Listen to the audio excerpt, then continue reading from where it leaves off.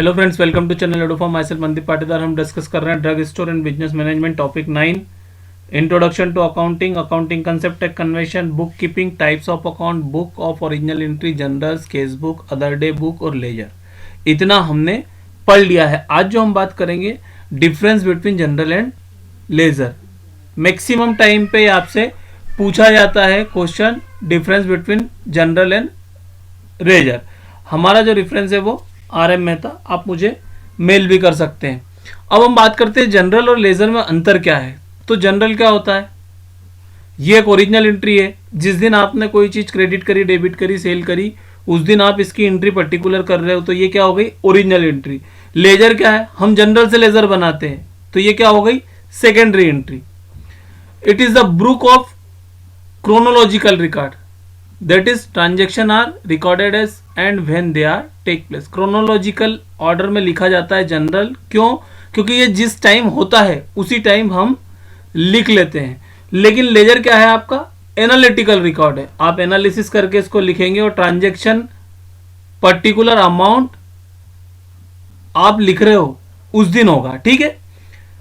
इसमें जो क्लासिफिकेशन है, यूनिट ऑफ क्लासिफिकेशन डाटा क्या है, वो जनरल का वो ट्रांजैक्शन है। हम यहां पर ट्रांजैक्शन को यूनिट मानते हैं और यहां पर हम क्या मानते हैं, लेजर में अकाउंट को यूनिट मानते हैं।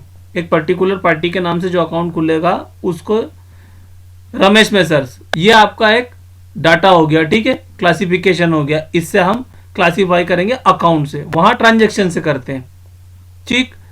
जनरल में क्या होता है, जो ओरिजिनल एंट्री है उससे हम एंट्री किस में ट्रांसफर करते हैं, जो आपका जनरल है उससे लेजर में एंट्री ट्रांसफर होगी। और लेजर में क्या होगा, जब आप ट्रायल बैलेंस बनाते हैं और फाइनेंशियल स्टेटमेंट बनाते हैं, वो आप लेजर से बनाएंगे। आप जनरल में जो एंट्री करते हैं उसको हम बोलते हैं जनरलाइजिंग।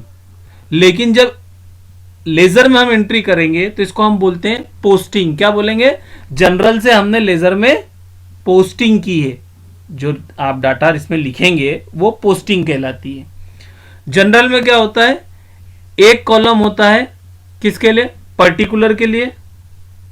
दो कॉलम होते हैं अमाउंट के लिए, एक डेबिट के लिए और एक क्रेडिट के लिए। लेकिन लेजर में क्या होता है, दो बराबर डिवाइडेड दो अमाउंट होते हैं जिसमें चार चार कॉलम होते हैं। लेफ्ट साइड में हम डेबिट लिखते हैं और राइट साइड में क्रेडिट लिखते हैं।